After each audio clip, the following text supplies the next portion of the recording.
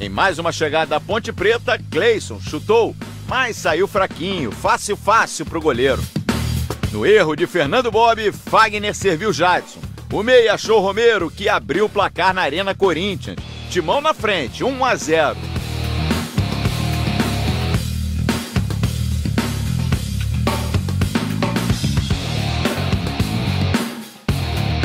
Em mais uma chegada da Macaca, Ravanelli cobrou falta por cima do gol do Corinthians. Nino Paraíba também arriscou de longe e levou perigo. Mais Ponte. Ravanelli, de novo, bateu de fora da área. Dessa vez, a trave salvou o Corinthians. Aí o Corinthians respondeu com Cleiton. A bola desviou na zaga e saiu. De tanto insistir, a Ponte Preta chegou ao empate. Ravanelli cobrou falta, Marlon bateu de primeira e estufou as redes. 1-1, placar final. Com o empate, o título ficou mesmo com o Corinthians, que ganhou o primeiro jogo por 3-0 em Campinas. É o primeiro caneco do Timão na nova arena. Daí o Corinthians, campeão paulista de 2017, levantou o seu primeiro troféu jogando em casa. A arena estava lindíssima, uma grande festa. E o time, assim como o Flamengo, soube aproveitar a vantagem do primeiro jogo.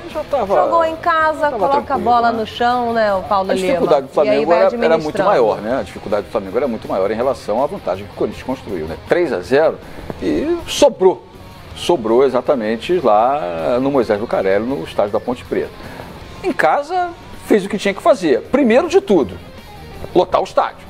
Pela primeira vez, o Corinthians supera a marca de 42 mil torcedores. Sensacional, né? Ontem, mais 46 e 17 mil torcedores. Supera a marca de 46 mil torcedores, exatamente isso. Porque em novembro de 2015, naquela goleada de 6-1 em cima do São Paulo, goleada histórica no final do Campeonato Brasileiro, reta decisiva, chegou a pouco mais de 44 mil torcedores. E aí, ressalte-se mais uma vez a participação do torcedor nos campeonatos estaduais. Essa tecla, essa coisa chata que eu estou insistindo aqui, é para fortalecer exatamente essa tese de como é importante e como é legal essa maneira de ver o campeonato estadual, apesar das críticas que vem sofrendo veementemente a todos os anos, inclusive por boa parte da imprensa. Mas mostra exatamente isso. 46 mil torcedores na arena, com o Corinthians já com a faixa de campeão, com o caneco na mão depois de 3-0. Ou seja, o Corinthians sobrou.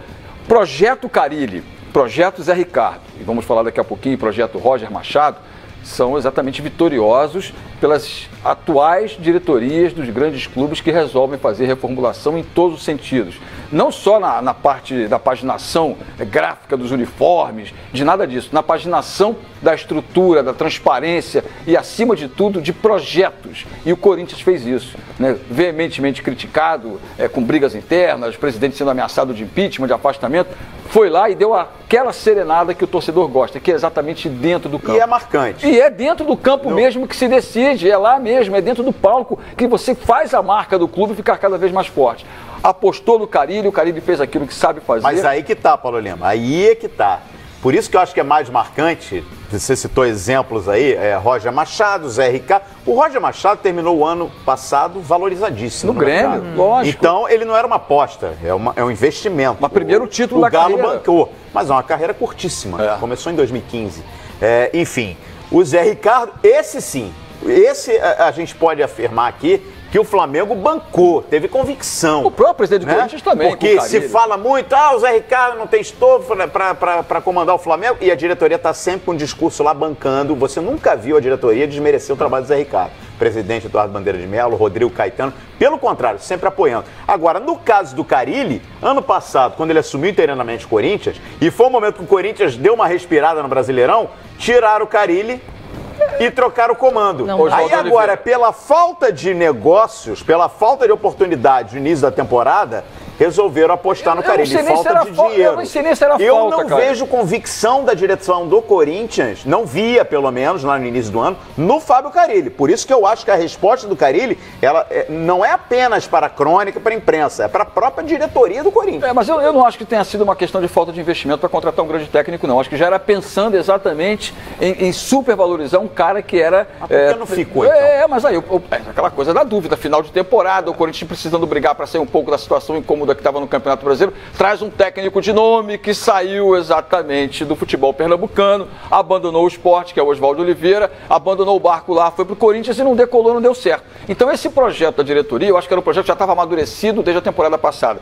Ciente de que era possível manter o Carille, apostou no início do ano. Agora, diminuiu um pouco essa questão da efervescência que tem sobre a quarta força. Quando se fala em quarta força do Corinthians, é pelo projeto que tinha os outros 3 grandes clubes. Mas o Corinthians é time para ser força igual a São Paulo, igual a Flamengo, a Corinthians, a Palmeiras, a Santos, independentemente da maneira como a diretoria se comporta em contratações. O Corinthians investiu bem em peças que não se apostavam tanto, como foi o caso do Jô. Chegou desacreditado no final do ano passado. Mas o Jô tá aí, é o artilheiro dos grandes clássicos. Aí resgata o Jadson, daquele campeoníssimo Corinthians do Tite, enquadra o Jadson novamente na equipe. O Rodriguinho passa a jogar bola, esse que apareceu de amarelo novamente, o goleiro Cássio, volta a ser o dono do gol do Corinthians. Ou seja, a consequência disso tudo é que os clubes também investem dentro das suas possibilidades financeiras, eu concordo com você, Calheiros, mas sabendo que tem em casa também gente que tem qualidade e pode crescer, como cresce o futebol brasileiro em termos de renovação. A gente está vendo exatamente isso em todos os grandes clubes do futebol brasileiro.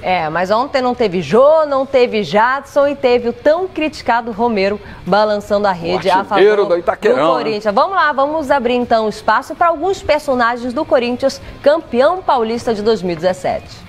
Tanto que a gente sofreu nesse começo de ano, né? Esse sorriso ele acaba sendo mais do que espontâneo por tudo que a gente passou, né?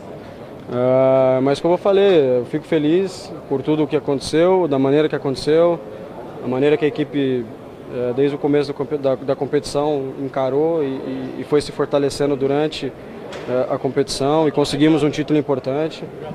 E agora, como eu falei ali, eu quero ver os programas esportivos, assim, ou quase todos, para ver o pessoal que falava que era a quarta força, o pessoal que sempre quando o Corinthians ganhava de 1-0 falava mal, criticava. Pelo menos no Campeonato Paulista não vão poder mais falar, né? Então a gente já concretizou, já cravou. Então agora eu sei que vão continuar falando, mas aí vão falar do Campeonato Brasileiro, Sul-Americana. E que continue, para a gente continuar trabalhando com humildade, com o pé no chão, para a gente chegar longe também em todas as competições. É um título, acho que dá confiança para uma equipe que vinha sendo muito criticada. Mas todos sabemos que tem que continuar da mesma maneira, trabalhando firme e forte. O Campeonato Brasileiro vai ser muito difícil, com equipes de qualidade. Tendo humildade e pés no chão, a nossa equipe pode surpreender aí, como a gente fez no Campeonato Paulista. Acho que mais um título, lógico. E vamos falar sobre o ano passado, eu ter perdido minha posição e ter voltado esse ano.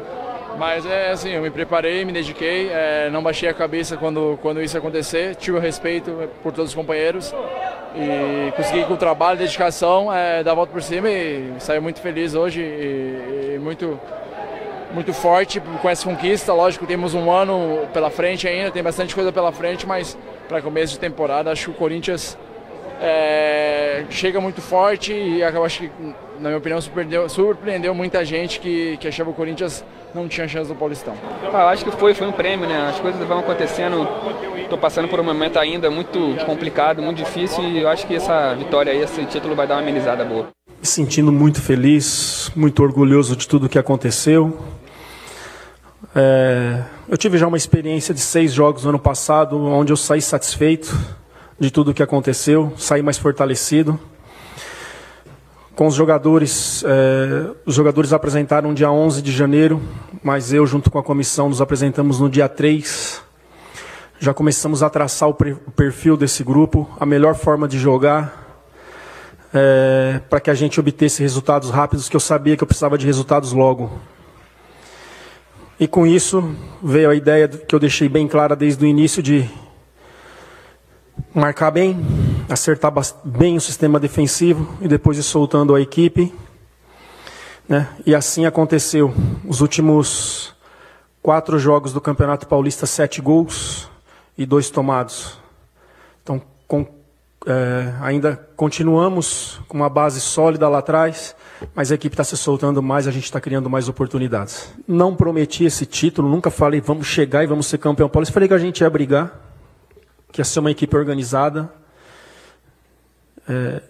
E mais do que tudo isso, criou um ambiente muito bom entre eles. Isso leva para dentro de campo, um corre pelo outro, e faz com que a gente seja mais forte ainda defensivamente.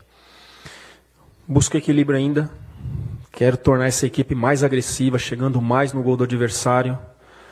E essa busca ela vai ser constante. Mais uma semana que eu não vou conseguir trabalhar, jogando quarto e sábado. Eu sei que a outra semana eu posso trabalhar. E assim a gente vai caminhando. Parabéns ao técnico Fábio Carelli, que chegou no momento complicado no Corinthians, segurou a onda, segurou a bronca, já que os bastidores estavam agitados, e carimbou aqui no nosso telão essa tá aqui, ó, turma no painel, aqui, ó, no painel, vamos girar aqui, ó, vamos girar Boa. aqui, ó, pra gente jogar aqui pro outro lado, ó, atrás da Lívia, lá, ó. Lindíssimo. Painel aqui do Bom Dia Fox, homenageando o campeão paulista, o Corinthians. Eu olho lá na pontinha, lá perto da taça, Lívia, olha quem tá ali, ó, Danilo. Esse é o cara. Tem muita gente que esquece. Mais uma taça também pro currículo do Danilo. E ali na ponta, lá na ponta, Lívia, olha lá, ó. Olha quem é que tá segurando a criancinha, pequeno, ó. O Romero, pois é. É o assunto agora, né? O torcedor do Corinthians coloca na hashtag Romero, nunca critiquei. Vamos com os números do Romero, então, porque tem dessa, Paulo Lima. O torcedor buzina, o torcedor pressiona. Famosa corneta. A famosa corneta. O Romero fez um gol importante contra o Internacional na Copa do Brasil, fez o gol que ajudou o Corinthians ontem também no empate. E tá aí os números dele na tela. Paulo, 125 jogos, num total de 23 gols. É o segundo título dele do Corinthians e já conquistou 23 vitórias, 33 empates e 29 derrotas. Não tem aquele status de eu sou o homem do Corinthians, mas ali olha, na manha do Olívia, gato essa ele questão ajuda da corneta o timão. é interessante, né? Porque eu sou um também, lógico, todo mundo tem a sua corneta sempre afiada, né? Sim. E eu sempre falava isso, e é lógico que é uma questão brincadeira, né? Mas é uma brincadeira até certo ponto que tem uma certa visão de realidade, né? Quando se falava do Romero, no Corinthians, você falava, o Romero esse aí é paraguaio, né? Porque o bom mesmo era o Romerito, Troca aquele pelo campeão pelo Fluminense, que fez história aqui no Fluminense, o famoso Romerito. Mas esse Romero aí é impressionante. Ele não é como você falou, não é o supimpa, não é aquela cereja do bolo no Corinthians, mas está sempre presente e fazendo história na arena. Eu falei Itaquerão há pouco aqui, já cornetado também, viu? Itaquerão não, é a arena do Corinthians, tá bom, galera, é a arena do Corinthians, tá certo. E a arena do Corinthians está aí com esse irmão gêmeo, né? O outro irmão joga no futebol italiano. E ele destaque, sem dúvida nenhuma. Claro, artilheiro da Arena Corinthians. Exatamente isso, cara. A gente bancou Paulo Guerreiro e muita gente que ficou para trás e vai fazendo aos poucos ali, como um bom mineirinho, né? Que pouco aparece, aquele velho ditado que a gente conhece, vai pelas beiradinhas, né? Como sempre um bom? Mineirinho, né? Mineirinho? A gente vai passar aqui pro Mineiro, hein? Quer completar aí do Romero? Quero completar. E assim, é impressionante porque ele também não tem a simpatia completa da fiel torcida. E cada vez mais se consolida como um grande nome. Mineirinho é bom assunto? Mineirinho? Então você tá pautando aqui, hein? Opa. Você já pediu pauta aqui do torcedor do Flamengo? Já passei e por agora essa